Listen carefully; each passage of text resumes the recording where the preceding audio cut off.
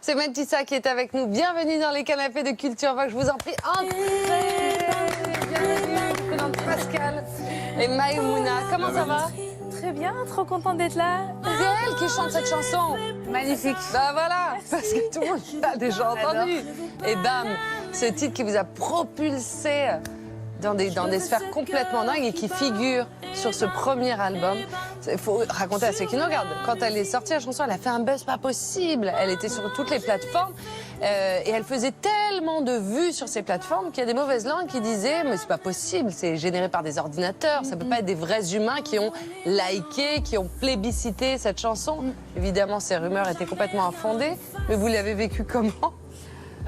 Plutôt bien, parce que en fait, je reste quand même. C'est vrai que tout ce qui se passe depuis 1 an et demi est assez exceptionnel, mais je reste quand même avec les pieds sur terre et je reste quand même ancrée parce que je pense que c'est important.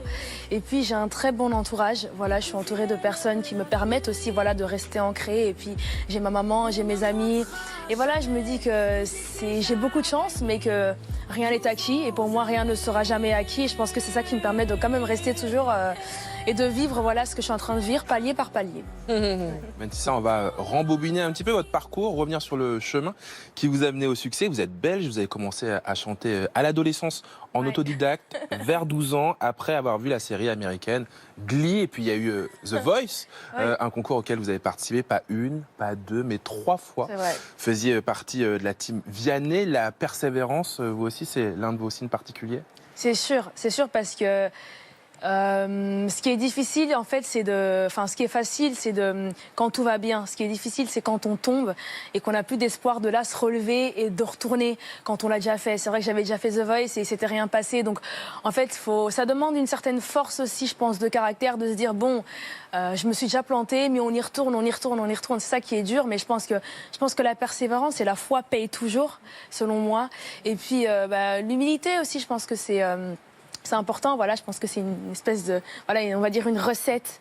Pour moi, c'est la bienveillance, le respect, le talent, bien évidemment, la persévérance. Et puis, il y a quelque chose aussi qui est important, c'est les personnes qu'on rencontre. Aujourd'hui, je pense que du talent, des grands chanteurs et grandes chanteuses, il y en a un peu partout. Mais c'est parfois aussi, voilà, c'est une histoire de timing, c'est des personnes que tu vas rencontrer au bon moment qui vont faire que tout d'un coup, tu seras entendu. Voilà. Bah oui, comme Vianney. On va le dire, on va en parler de Vianney qui l'a invité en fait sur sa tournée. Et ensemble, ils ont fait une reprise, entre autres, du tube de Axel Red, Parce que c'est toi. Et il a dit qu'on entend. Et il a dit cette phrase qui a eu pas mal d'importance pour vous. En fait, c'est que de la musique. Ouais. Il vous a rassuré comme ça. Et ça a complètement changé, je crois, votre façon de travailler sur ce premier album. Oui, c'est ça. C'est vrai que quand on commence dans ce métier, on a tendance à se mettre beaucoup de pression parce qu'on veut bien faire, tout simplement, parce qu'on est signé par une maison de disques, parce qu'on sait que beaucoup de gens nous regardent, donc on veut toujours... On a cette pression de dire faut pas que je me rate. Et c'est vrai que Vianney, une fois, il m'a tout simplement dit, en fait, c'est que de la musique. En fait, c'est bête qu'une phrase puisse faire ça, mais c'est vrai que ça m'a permis de voir les choses dans toute autre perspective finalement et de me dire qu'en fait ouais, c'est que de la musique et même si je me plante, c'est pas grave en fait.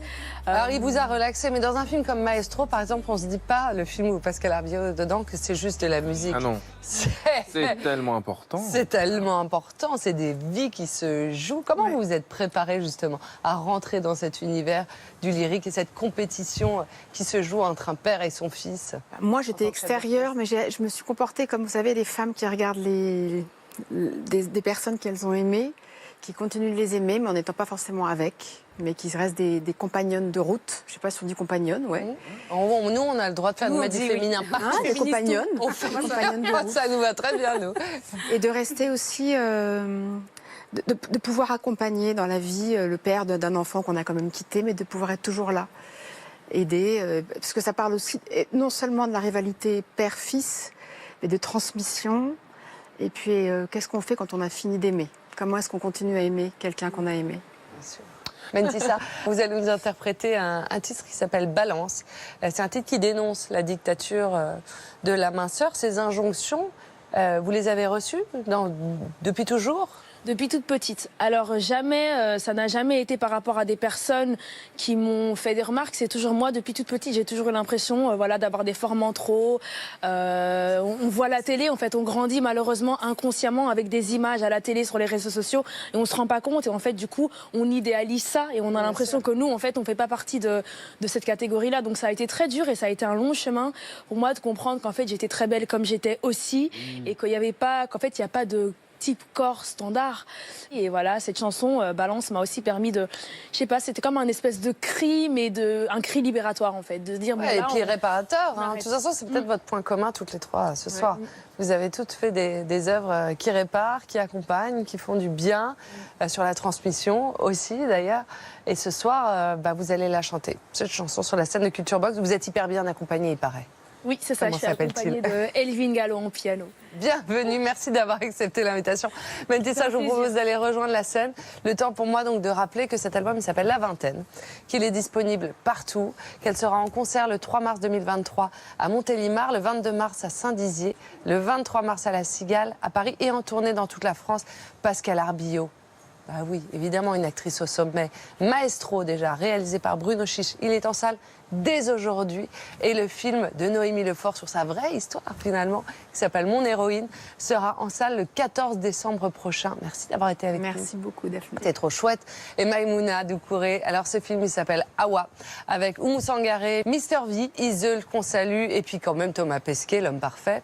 Oui, je confirme. Un peu. Ah oui. Il sera disponible après-demain sur Prime Video. Et je disais, en effet, vous continuez votre carrière internationale, parce qu'il va être vu dans combien de pays ce film?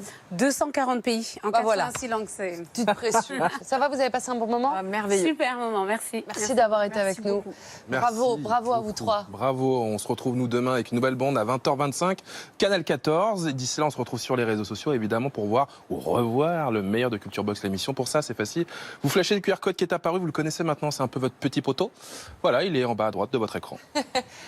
Mentissa, on vous laisse la scène de Culture Box et nous, on vous embrasse très fort. Bye bye. À demain.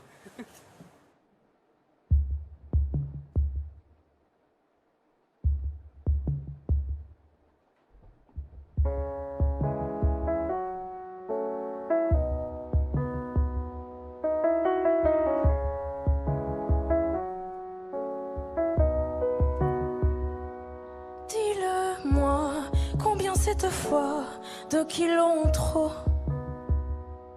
Balance-moi ce que je sais déjà au fond de ma peau. Toi qui sais que je m'affame pour un chiffre de larmes qui n'est jamais comme il faut. D'en bas tu me regardes, tu ris de moi, tu me nargues, c'est pas beau. Balance-moi, balance tout, j'ai libéré le poids qui pesait lourd sur le cœur, qui m'empêchait d'être belle, qui m'empêchait d'être moi. Balance-moi, balance tout, j'ai libéré le poids qui m'empêchait d'être belle, qui m'empêchait d'être moi. J'ai maigri, j'ai dit oui ça va, mais ça allait toujours pas. Drôle de vie, on n'est jamais assez bien avec soi. Toi qui es là, qui me parle, qui me juge coupable, qui m'en met plein le dos. D'en bas tu me dévisages, tu voudrais que je reparte avec la peau sur les os. Balance-moi, balance tout, j'ai libéré le poids qui pesait lourd sur le cœur, qui m'empêchait d'être belle, qui m'empêchait d'être moi. Balance-moi, balance tout, j'ai libéré le poids qui m'empêchait d'être belle. Mais plus j'avance dans les âges et plus je me déleste. Ce n'est que mon plumage, que veux-tu que je laisse? Que veux-tu que je fasse? Ça sera jamais assez. Maintenant quand ça va pas, je me dis que ça va